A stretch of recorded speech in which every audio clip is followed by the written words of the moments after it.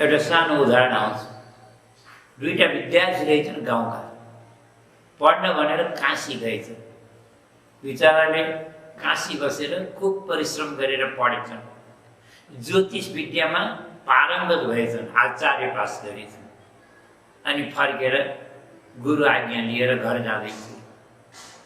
जाँदा एउटै गाउँका दुईटा बालक जाँदा जाँदा एउटा गाउँमा बास बसे। साँझ बास बसे, बिहान बिहानै उठेर हिँडे नुहाएका पनि थिएन। उनले कहीँ जलाशय खोज्दै हिँडेका थिए, धारो खोज्दै हिँडेका थिए। उपयुक्त ठाउँ पाए स्नान सन्ध्या गर्नुहुन्थ्यो। त्यही एउटा पँधेरो धारो रहेछ, त्यहाँ केही पँधेर्ने माताहरूले पानी गाग्रीमा भर्दै थिए। माताहरूले गाग्री भरेर गएपछि यहीँ स्नान गरौँ भनेर सल्लाह गरी दुई भाइ टुप्पोको त्यो धारामा पुगे। त्यहाँ एउटै माताले गाग्री भर्न लाए कि त्यो दुईटा विद्यार्थीलाई देखेर उनको पनि बच्चा काशी पढ्न गएको रहेछ। उनीहरू जत्रै देख्दाखेरि आफ्नो छोराको एकदमै याद आयो। अब पहिला जमाना आजकल जस्तो त थिए, आजकल त दिनकै फोन गरेर कहाँ छ कसो छ बाबु सधैँ राम्रै भएन भनेर मुख हेरेर कुरा गर्न भइन्छ। पहिला पहिला त चिठी पनि महिनौमा पुग्थ्यो। अब कतिले चिठी लेख्न जाने आउँदैन थियो, पठाउने पनि कसरी। वर्षौँ त केही खोज खबर केही सन्चो बिसन्चो थाहा हुँदैन। त्यो दुईटा विद्यार्थीलाई देखेर आफ्नो छोराको याद आयो। भने बाबु तिमीहरू कहाँबाट आएका? तिनीहरूले भने माता हामी काशीबाट पढेर आएको, घर जान हिँडेको। ऊ त्यहाँ फलाना गाउँमा बासा बसेर हामी जाँदैछौँ, यहाँ स्नान गर्न आएको। मेरो पनि छोरा काशीमा पढ्छ, फलाना नाम बताइन्, फलानु नाम हो। तिमीले कहीँ देख्यौ, फेला पार्यौ, चिनिया छौ कि? नै आमा, हामीले त चिनिया छैनौँ भनेर एउटा विद्यार्थीले भन्यो। माताले गाग्री भर्दै थियो, माटाको भैँटो रहेछ। उठाउँदाखेरि हत्यो। अब बिचरा ध्यान हुनु उतातिर गयो, हडबडमा त हातबाट भैँटो माटाको घडा खसेर भुइँमा फुट्यो। अनि त्यो विद्यार्थीले त्यो एउटा विद्यार्थीले के भन्नु, चिनिया छैन भने तपाईँको छोरा त जीवित छैन माता, तपाईँको छोरा त मर्यो भन्छ। अनि अर्का विद्यार्थीले भन्नु, होइन माता, यसको त मजाक गर्ने बानी छ, विचार नगरिकन मजाक गर्छ। कहिले कहिले मजाकले नराम्रो रूप लिन्छ। हामी सधैँ आएका हौँ, अलि अगाडि तपाईँको छोरा, हामी पछाडि होइन। तपाईँको छोरा घर आइसकेको छ, तपाईँलाई भेट्न बसिएको छ, पर्खेर बसिएको छ, जानुहोस् घर।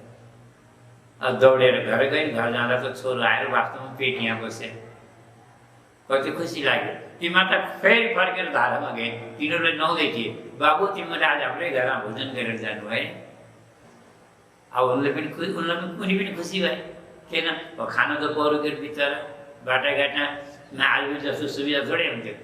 फलफुल किनेर खान पाइन्थ्यो पहिला गाह्रो थियो। हामी खुसी भए, ठिकै छ माता, हामी नुहाएर आउँछौँ। नुहाएर घर गए। आमाले बस खुसी भएर भोजन गर्ने, आज चाउरलाई म खिर पकाएर खान दिन्छु भनेर खिर पकाउनु नै। आज त्योभन्दा पहिला एउटा कुरा घट्या, एउटा घटना घटिया थियो। के भने बासा बसेर बिहानै उठेर हिँडेका थिएँ नि, ठ्याक्कै घामको झुल्का, सूर्योदयको बेला थियो।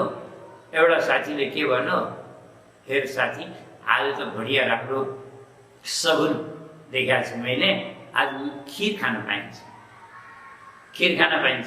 यो कसले भन्नु? जसले तपाईँको छोरो मर्यो भने थियो त्यसैले भने खिर खान पाइन्छ। अर्को साथीले भन्नु, साथी खिर त पाइन्छ तर अमिलो खिर पाइन्छ भनेको थियो।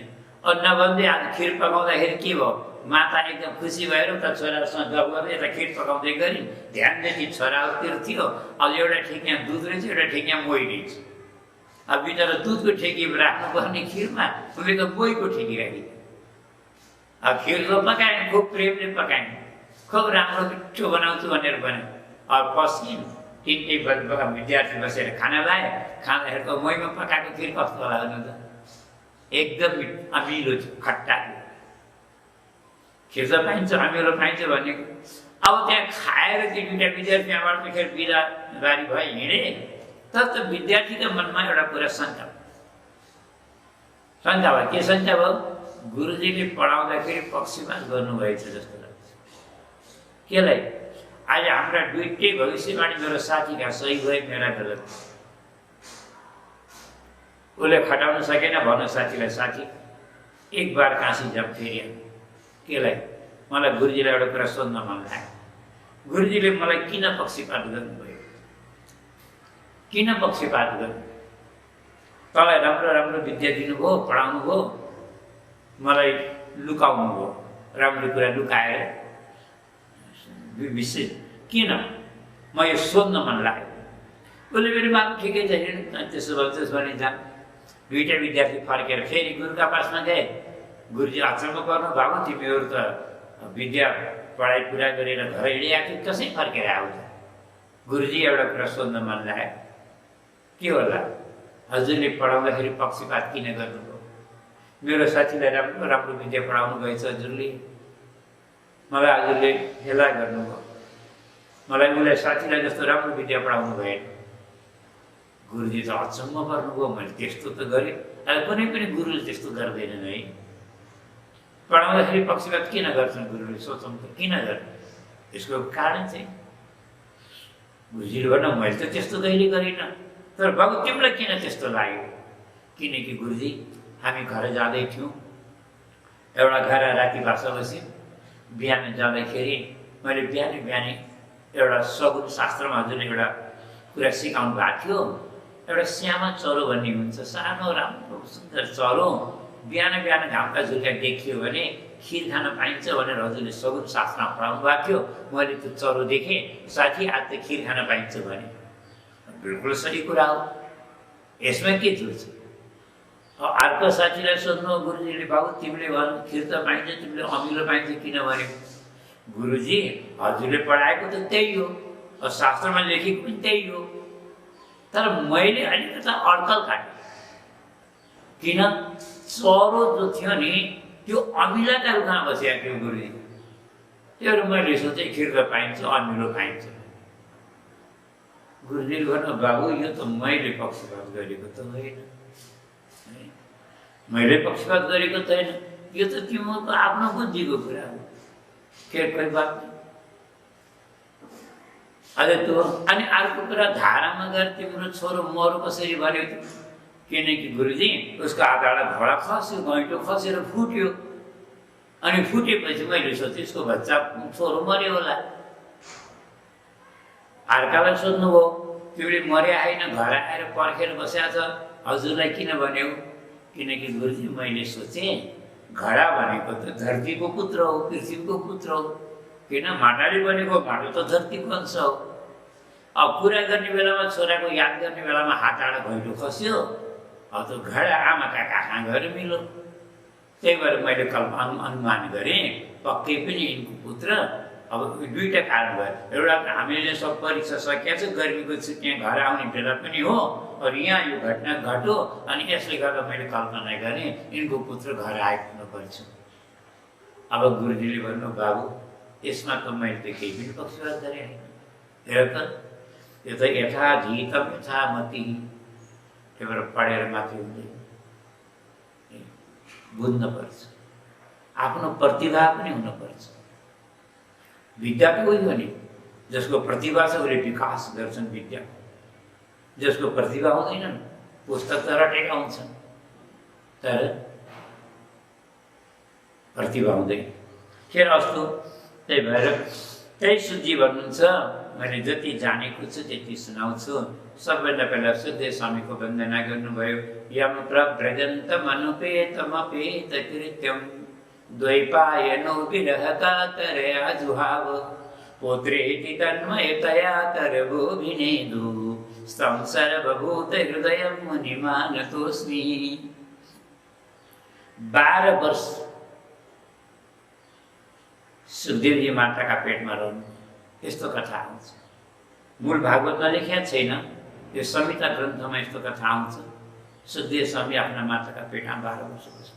अच्छा, पहिला हामीले यो बुझौँ है त, सुखदेव स्वामी को हुनुहुन्छ? सुखदेव स्वामी साक्षात गोलोक धामका राधा रानीका लीला सुख हुनुहुन्छ, जसको नाम कलवाक हो।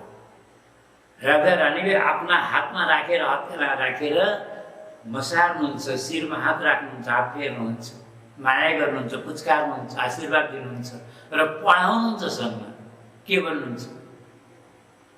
हे सुख, तिमी पढ भन्नुहुन्छ, पठ भन्नुहुन्छ, पढ। सुखदेव पढ पठ भन्नुहुन्छ, पढ भन्नुहुन्छ। के पढाउनुहुन्छ? भगवानको नाम। कृष्णम पठ, कृष्ण कृष्ण कृष्ण कृष्ण, यसरी भगवानको नाम रटाउनुहुन्छ। अरू जान्नुभयो होला सुगाको कस्तो स्वभाव हुन्छ, मालिकले जस्तो रटायो त्यस्तै सुन्छ। सुगाको कथा आउँछ, पछि हामी प्रसङ्गानुसार निवेदन गरौँला सुगाको कथा। अद्भुत विलक्षण हुन्छन् सुगा, जस्तो पढाओ त्यस्तै याद गरिदिन्छन्। जब द्वापरको अन्तमा राधाकृष्णको धरतीमा अवतार भयो त कलवार सुखलाई भगवानको विरह, राधा रानीको विरह असह्य भयो। तर सुखदेव स्वामीले पनि धरतीमा जन्म लिनेमा अवतार लिने सङ्कल्प गर्नुभयो। अब हामीले एउटा कुरा बुझ्नु पर्यो, जसरी भवाएछ क्षमाएछ, प्राणीहरूको कल्याणको लागि र संरक्षणको लागि भगवान धरतीमा आउनुहुन्छ, हामीले भन्यौँ नि प्रकट अवतार लिनुहुन्छ। त्यसै गरेर भगवानका भक्तहरूको पार्षदहरूको पनि अवतार हुन्छ, अरू भगवानका सङ्कल्पले अवतार हुन्छ।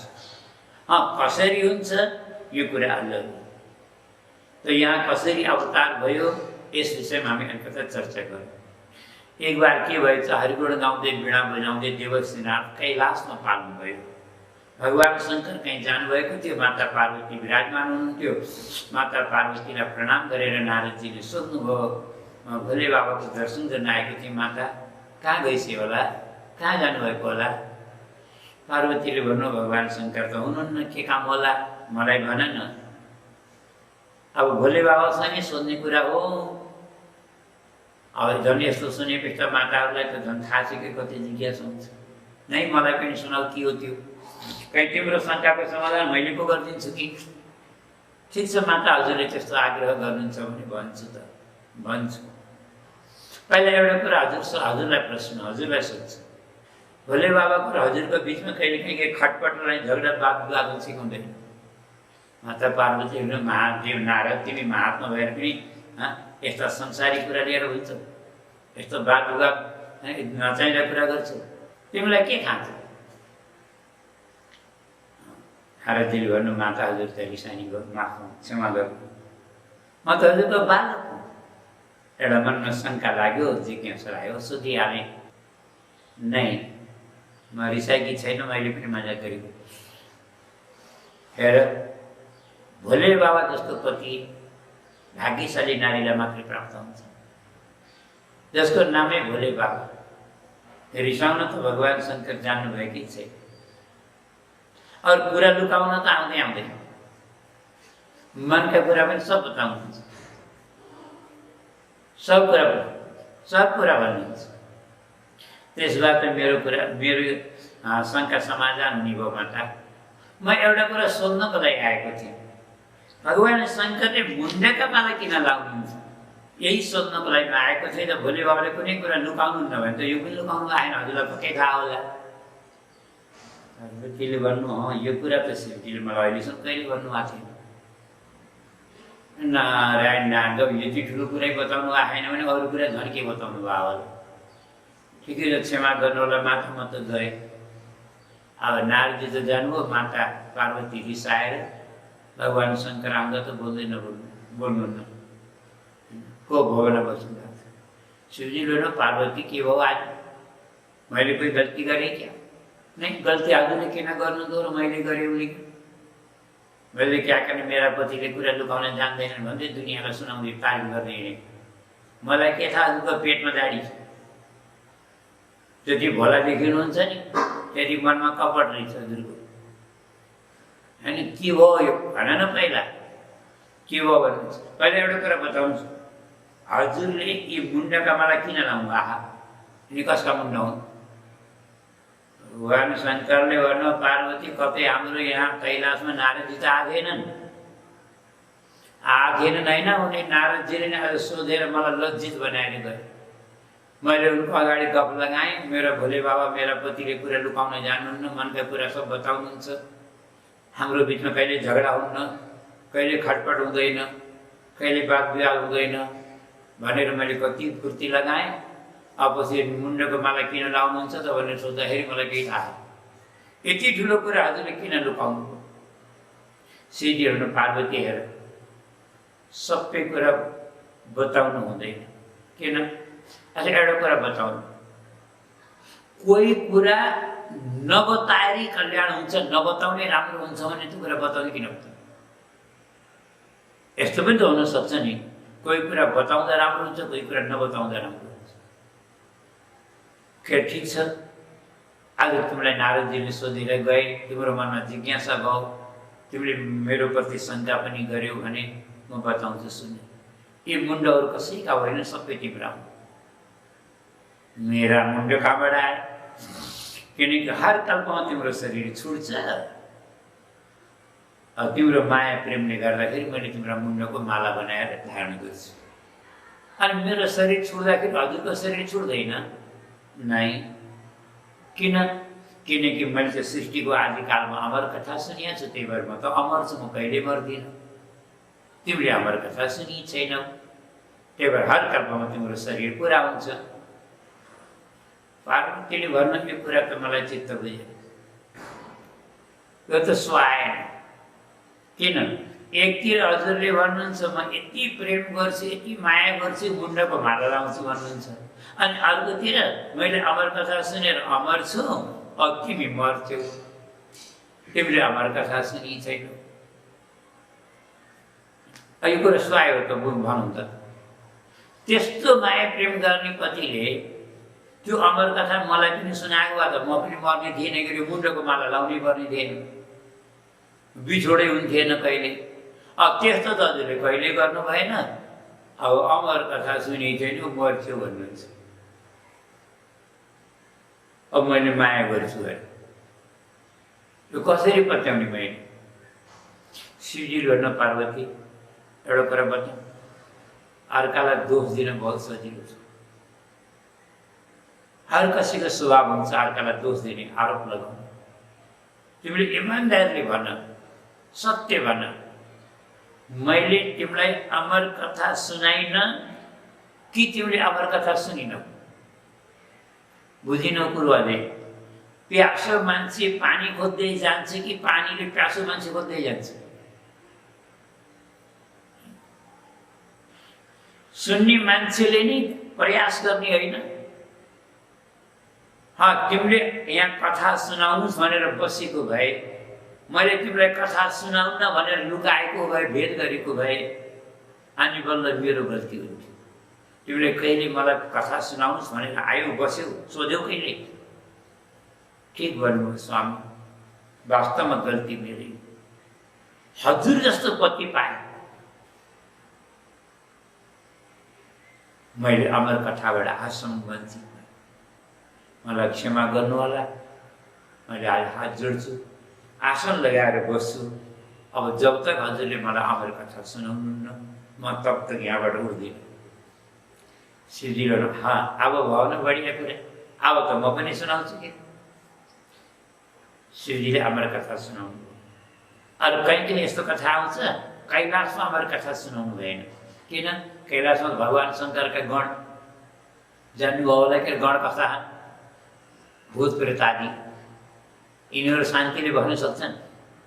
कोलाहल हुन्छ, जेकार हुन्छ, हल्ला गर्छन्, अनि जहाँ हल्ला हुन्छ त्यहाँ कथा हुन्छ। त्यही भएर एकान्तमा अमरनाथ पार्वतीलाई लिएर जानुभयो। त्यहाँ गएर पनि रुखमुनि बसेर डमरू बजाउनु भयो।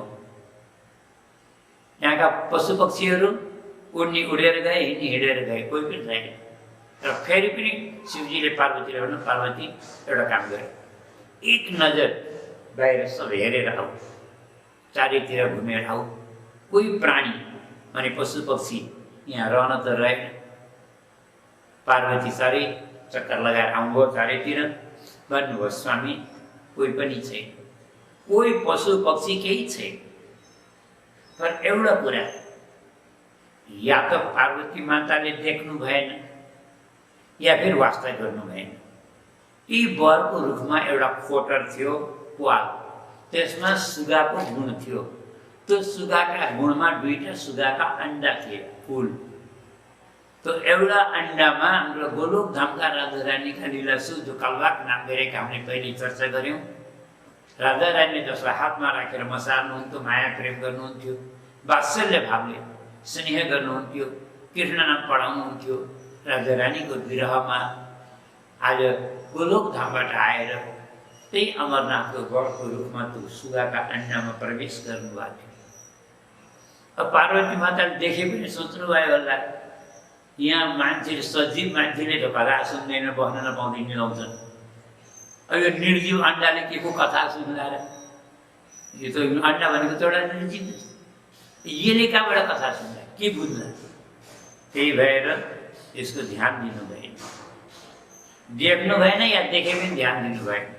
त्यही भएर शिवजीलाई गरे यहाँ कोही पनि छैन भन्नुभयो। त्यसो भए पार्वती अब तिमी बस, म कथा सुनाउँछु। हेर एउटा कुरा, यो अमर कथा हो।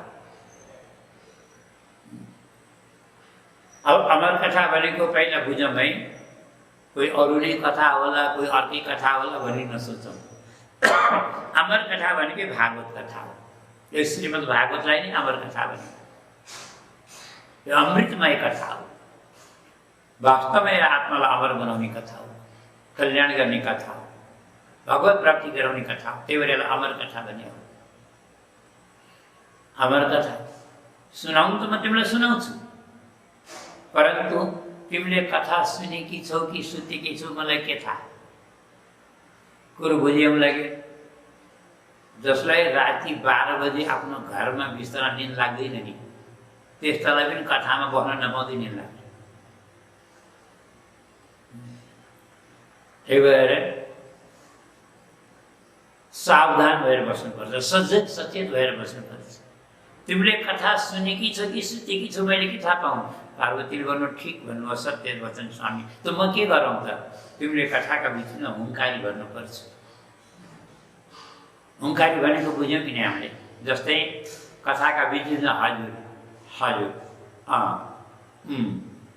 अथवा ओ ओ हाँ यस्तो भन्दै गए श्रोताले वक्तालाई, किनकि यो त अमर कथा हो। शिवजी भन्नुहुन्छ म समाधिस्थ भएर कथा सुनाउँछु, आँखा चिम्लेर सुनाउँछु, ध्यानस्थ भएर सुनाउँछु।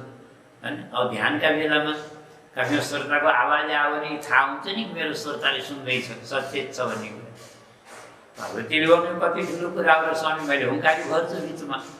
अब कथा सुरु भयो, शिवजीले कथा सुनाउनु, पार्वती माताले सुन्न लाग्नु। कथा सुन्दै सुन्दै सुन्दै जब 9वाँ स्कन्धमा कथा पुग्यो, कथामा बडा आनन्द आयो। अनि कतिपयले के भन्छन्, कथा सुनाउँदा सुनाउँदै पार्वती मातालाई निन्द लाग्यो। अब कहीँ लेख्या होला निन्द लाग्यो भन्ने कुरा म जान्दिनँ, तर मलाई त के लाग्छ भने पार्वती माता निदाउनु भएको होइन। किन? ध्यान दिनु होला, निद कसलाई लाग्छ, निद किन लाग्छ, यो कुरा ध्यान दिउँ, बुझौँ। हामीले पहिले भनेका छौँ अलग बुद्धि हुनको 3टा कारण छन्, निन्द लाग्नको पनि कारण छ। कथा सुनाउने मान्छेले राम्रोसँग सुनाउन जान्दैन, या कथामा रस छैन, त बसेपछि निन्द लाग्यो त भयो। या रसको ज्ञान छैन, यहाँ त 3टै कुरा छैन। अब पार्वती माताले कथा नबुझ्ने कुरो भएन, जगत जननी पार्वती माता सुन्न बस्नु भएको छ। अरू अमर कथा भागवत कथामा रस नहुने कुरै छैन। शङ्कर भगवान जस्तो वक्ता संसारमा अर्को को होला? त्यहाँ प्रस्तुतिमा कोही कमी छैन। त कसै अब हामी विचार, हामी कलियुगी प्राणी माने हामी जस्ता संसारी विषयी प्राणी पनि जब कथा सुन्न बसे हुन्छौँ नि, अब हामी हजारौँ मान्छे बसे हुन्छन् र इमान्दारले बताउँ कि सबै निला हुन्छन् त? कोही 1-8 जना निलाउला त अलग कुरा हो, परन्तु कतिपय श्रोता हेर्नु 4 घण्टा तक टकटकी लगाएर एक आसनमा बसेर कथा सुन्ने मान्छे हजारौँ पाइन्छ। विभोर भएर कथा सुन्ने मान्छे हजारौँ पाइन्छ। बरु बोर हुनेवाला कोही होलान्, त्यस्ता मान्छे बरु आउँदै नआउलान्, आइसकेपछि मात्र कोही मात्रै आउलान्। नत्र कथामा आउने प्राय जसो विभोर भएर 4 घण्टा टकटकी लगाएर कथा सुन्ने मान्छे। यो हामी जस्ताले कथा सुनाउँदाखेरि त सबै निलाउँदैनन् भने भगवान् शङ्करले कथा सुनाउँदा जगतजननी पार्वती माता निलाउनु भयो होला त? विश्वास लाग्दैन। तर कुरा के भने कथामा आनन्द आयो, और यति आनन्द आयो, यति आनन्द आयो कि माता पार्वतीलाई समाधि लाग्यो। कि आनन्द ज्यादा आयो भने समाधि लाग्छ, समाधि लाग्छ। और समाधिको निद्राको एउटै स्थिति हुन्छ, चेत रहँदैन, होस रहँदैन। समाधिमा पनि होस रहँदैन, निद्रामा पनि होस रहँदैन। निद्रा समाधि स्थिति। त्यही भएर माता पार्वतीले हुङ्कारी भर्न छोड्नुभयो। हुङ्कारी भर्न छोडेपछि अब अमर कथाका प्रभावले सुगाको अन्य सुखदेवजी प्रकट बाल रूपमा प्रकट भएर मनमा सोच्नुभयो। माता पार्वतीले त समाधि लागेर हुङ्कारी भर्न छोड्नुभयो, अब कतै शिवजीले कथा पनि छोडिदिनु नि हो। अब कदाचित छोडिदिनु भयो भने माता पार्वती त वञ्चित रहनुभयो, सो रहनुभयो, सँगमा म पनि यस्तो दिव्य अमृतमय कथाबाट वञ्चित हुने भएँ। त्यही भएर सुखदेवजीले पार्वती माताको साटो हुङ्कारी गर्नुभयो। कथाका बिच बडा आनन्दले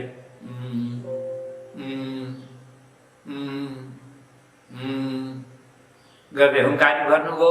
यो कथा भागवतको 10वां स्कन्द पुरा भयो। 11वां स्कन्दमा भगवत उद्धव संवाद सुरु भयो। भगवत उद्धव संवाद सुरु भयो। माता पार्वती समाधिबाट जाग्नु भन्नुभयो, जय जय प्रभु, जय जय। भगवान श्री कृष्णको प्राकट्य भयो। शिवजीले भन्यो, पार्वती तिमीले के सोचेको? यहाँ त भगवान श्री कृष्णको प्राकट्य होइन, लीला पनि पुरा भइसक्यो। तिमीले के गरिहिँड्यौ? पार्वतीले के लाज मानेर स्वामी क्षमा गर्नु होला, कथामा यति आनन्द आयो, मैले आनन्दलाई सम्हाल्न सकिनँ। मेरो त समाधि लाग्यो, होस चेत रहेन, मलाई क्षमा गर्नु। त्यसमै कथामा हुङ्कारिकले भरिएको थियो त समय, मलाई त केही थाहा भएन। अब त्रिशूल लिएर शिवजी आवेशमा जोसमा भएर आउनुभयो, निस्केर हेर्नुभयो। हेर्दाखेरि त त्यो रुखको खोटरमा त्यो सुगाको चल्ला जसको पङ्ख उम्रिएका छैनन्, आँखा पनि राम्रैसँग उघारिएका छैनन्, पङ्ख उम्रेका छैनन्, आँखा उघ्रेका छैनन्, त्यस्तो कलिलो बच्चा त्यस्ताले आँखाभरि आँसु गरेर विह्वल भएर भाव विभोर भएर गदगद भएर कथा सुनिरहेको थियो। एउटा उखान छ, जोसमा होस हुँदैन। आज भगवान शङ्कर जोसमा हुनुहुन्थ्यो, आवेशमा हुनुहुन्थ्यो।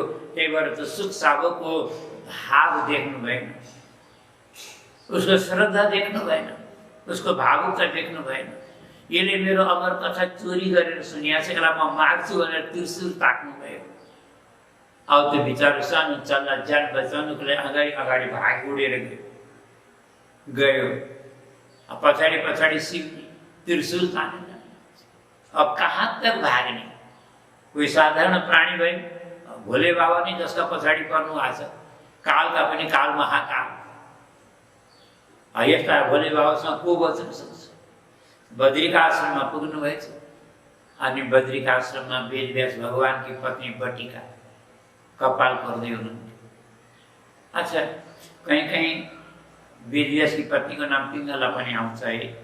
एउटै व्यक्तिको अनेक नाम हुन सक्छन्, यसमा शङ्का काट्नु, शङ्का गर्नु पर्दैन, शङ्का गर्नु पर्दैन। तर उहाँको नाम बटिका हो। उहाँले कपाल कोर्दै हुनुहुन्थ्यो। अनि कपाल कोर्दाखेरि आलस्य आयो, मलाई हाई आयो। हाई गर्नलाई मुख उघार्नु भएको थियो। सुखदेवजीले मुखबाट प्रवेश गरेर पेटमा जानु। अब कति बेला शङ्का आउँछ, कसरी जानु हो पेटमा? अब हामीले पनि आँखाले देखे आए, कसरी जानु हो त्यसरी? हामी चाहिँ दुईवटा कुरा जानेको छ। एउटा कुरा योगीहरूको लीला भगवानको जस्तो अद्भुत हुन्छ, दिव्य हुन्छ, हाम्रो कल्पनातीत हुन्छ। योगीहरूले जे पनि गर्न सक्छ। शरीर त्यागेर आत्मा रूपले प्रवेश गर्न पनि सक्छन्, अरू शरीरलाई सूक्ष्म बनाएर भित्र प्रवेश गर्न पनि सक्छन्। यसलाई आश्चर्य मान्न पर्दैन। भित्र पेटमा बस्नुभयो, अब बाहिर द्वारमा भगवान शङ्कर त्रिशूल लिएर बस्नुभयो। अब अर्का घरमा सरासर सुगा गयो भने भित्र जान्छ भएन कि सुगा त पक्षी हो। हामी कसैका घरमा गयौँ भने अब बाहिरबाट आवाज नलाइकन सरासर भित्र जानु सुहाउँछ। कतिपयको बानी हुन्छ उच्छृङ्खल बानी, अशिष्ट असभ्य बानी हुन्छ, स्वभाव हुन्छ, सरासर भित्र जान्छ। भित्र मान्छे के गर्नु आहान कसरी बसेका छन्, आफ्नो घरमा मान्छे जसरी पनि बसेका हुन सक्छ। त्यही भएर बाहिरबाट आवाज लगाउनु पर्छ, को हुनुहुन्छ, के गर्दै हुनुहुन्छ, म आउन सक्छु र हजुरभित्र भन्नुपर्छ, अथवा राधेश्याम हजुर भन्नुपर्छ, अथवा नारायण हजुर भन्नुपर्छ, अथवा सीताराम हजुर भन्नुपर्छ। केही न केही बाहिरबाट आवाज लगाउनु, भित्रबाट जब आउनुहोस् भित्र भनेर बोलाएपछि मात्र भित्र जाने सुहाउँछ। त्यही भएर भगवान् शङ्कर भित्र कसरी जाने? त्यही भएर द्वारमा त्रिशूल ताकेर बस्नुभएको थियो। कहाँ पो जाला फर्केर त आउदैन, जतिखेर फर्कन्छ त्यतिखेर मारिदिन्छ। अब सुखदेवजी त फर्केर आउनु भएन, व्यासजी स्नान गर्न जानुभएको थियो सरस्वती नदीमा, हातमा कमण्डलु लिएर आउनुभयो। और आएर हेर्दा त द्वारमा भगवान् शङ्कर त्रिशूल ताकेर उभिनु आयो, दङ्ग पर्नुभयो। जय जय प्रभु, प्रणाम छ श्री चरणमा। आज यो भक्तका कुटियामा हजुर साक्षात् भोले बाबा पाल्नुभयो, म धन्य भएँ। मेरो लागि केही सेवा छ भने आदेश गर्नुहोस् प्रभु। आज कुटियामा दर्शन पाएँ, मेरो अहो भाग्य। कति कारणले कष्ट गर्नुभयो होला यहाँ। भोले बाबाले भने ब्याजीले शिष्टाचारका कुरा पछि गर्नु होला, म यहाँ त्यसै आएको होइन र चोरका पछि लाएर आएको। तपाईँका घरभित्र घुसिआएको छु, एउटा चोरको पछि लाएर वेदव्यासजीले एउटा मिठो मजाक गर्नु। भोले बाबा क्षमा गर्नु होला है, हजुरका कैलाशमा के थियो र चोरी भयो? भोले बाबाको मन्दिर देख्नुभयो होला के अरे है। प्राय गरेर अब आजभोलिका मन्दिरमा त धेरै धन सम्पत्ति राख्न लाए है, ढोका लाउँछन् अलग कुरा। नत्र प्राय गरेर भोले बाबाका मन्दिर हेर्नु, प्राचीन मन्दिर अझै पनि जग्गा जग्गामा राति 12 बजी पनि ढोका लागेका हुँदैन, खुला हुन्छ। हाम्रो पनि यहाँ छ मन्दिर, राति 12 बजी पनि ढोका खुलै हुन्छ। कसैले सम्झेर लायो भने लायो, एउटा गाडी उहाएर छोडिदिन्छ, फेरि उहारे अब लायो भने ढोका ताला लाग्दैन। किन थाहा छ? किनकि भोले बाबाको द्वार यी शरणागत भक्तको लागि आउँछन् भने रातिको 12 बजी पनि खुला हुन्छ। भोले बाबा त कोही आऊ त सही, मेरो दरवाजा मेरो ढोका कहिल्यै बन्द हुँदैन, पर कोही जाँदै जाँदैन र है। त्यो भनेको तात्पर्य बुझ्नु होला, भोले बाबा बडा कृपामय स्वभाव छ उहाँको, दयालु स्वभाव छ उहाँको। उहाँले भन्छ रातिको 12 बजी पनि म भक्तहरूलाई ढोका थुनेर बस्दैन, मेरो द्वार खुला हुन्छ। फेरि अब त्यसै केही विशेष सम्पत्ति पनि हुँदैन, ढोका बन्द गर्ने आवश्यकता पनि हुँदैन। त्यही भएर ब्यासजीले मजाक गर्नु, हजुरको कैलाशमा के थियो र चोरी भयो? भोले बाबा भन्छ ब्यासजी तपाईँ मजाक गर्नुहुन्छ, कोही साधारण कुराको चोरी भएको होइन, मेरो अमर कथाको चोरी भएको छ। अमर कथाको चोरी गरेको छ, यो तपाईँका घरभित्र घुसिएको छ। त्यो सुगाले म त्यसलाई मारेर ब्यासजीले भन्नु प्रभु क्षमा गर्नु होला, हजुरलाई सबैले भोले बाबा भन्छन्, त्यही भएर वास्तवमा हजुर भोला हुनुहुन्छ। अमर कथा चोरी गरेर आयो भन्नुहुन्छ, अब त्यसलाई नमारिकन जान्न भन्नुहुन्छ। त्यही इमान्दारले बताउनु, अमर कथा चोर्नेवाला पनि मर्छ र कहिले, त्यो त अमर भएन र। भोले बाबाले भन्नु यो त मैले सोध्दै नसोचेको, यो त मैले विचारै नगरेँ, बिल्कुल सत्य कुरा। जसले अमर कथा चोरे त्यो त अमर भयो। वास्तवमा यसको पछाडि परमात्माको कोही विशेष कृपा होला, प्रभुको सङ्कल्प या प्रभुको इच्छा होला। होइए जो राम रची राखा को करी तर्क बढा वही शाखा भन्छन्। भगवानको इच्छा विपरीत कसले के गर्न सक्छ? अब त प्रभुको इच्छा भनेर भोले बाबा फर्केर कैलाशमा जानुभयो। अनि सुखदेव स्वामी माताका पेटमा 12 वर्ष तक बस्नु। अनि 12 वर्षपछि अब भगवान् सुखदेव स्वामीको प्राकट्य हुन्छ, जन्म हुन्छ। अनि त्यसपछि के हुन्छ, यो कुरा हामीले अब अर्को भागमा निवेदन गरौँला। वैले भक्तवत्सल भगवान को।